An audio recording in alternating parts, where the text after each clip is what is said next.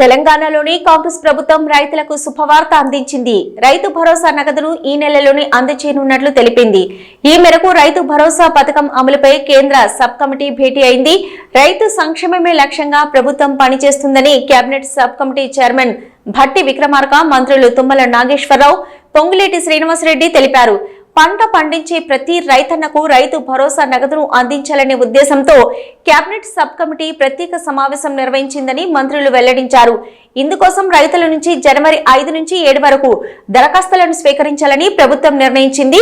తర్వాత field survey, satellite mapping ఆధారంగా సాగు భూముల వివరాలను వ్యవసాయ అధికారులు ధృవీకరించనున్నారు. అనంతరం జనవరి 14 నుంచి రైతు భరోసాను అమలు చేయనున్నారని అధికారిక వర్గాలు తెలిపాయి.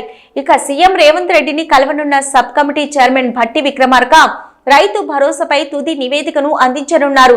తర్వాత కేబినెట్ సమావేశంలో రైతు భరోసాపై తుది నిర్ణయాన్ని ప్రభుత్వం వెలువరించనుంది.